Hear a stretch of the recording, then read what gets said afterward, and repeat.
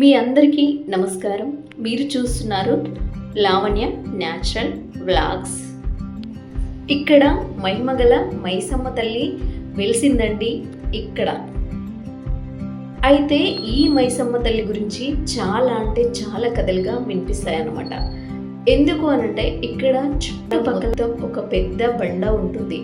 ఆ బండనైతే అమ్మవారే స్వయంగా తన చేతితో కాళ్ళతో మరి పంపుకొని ఇలా ఈ బండ కింద వెలిసిందండి స్వయంగా మైసమ్మ తల్లి. అయితే ఇక్కడ వచ్చి పిల్లలు కాని వాళ్ళు కూడా ఇక్కడ ముడుపులు కడతారన్నమాట. ఇంకా చాలా అంటే చాలా మహిమగల తల్లి.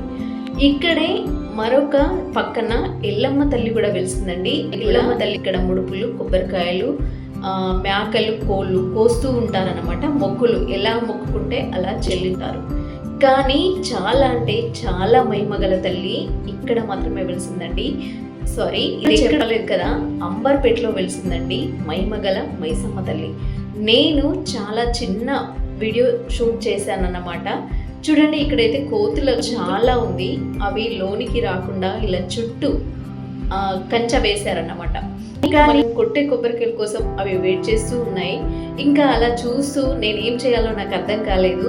అయితే ఒక కొబ్బరికాయ ఇచ్చేసాను అనమాట కోతికి. మరి మీకు ఎలాంటి వీడియోలు కావాలో కామెంట్ చేయండి. మరిన్ని మంచి వీడియోస్తో మీ ముందుకు వస్తానండి.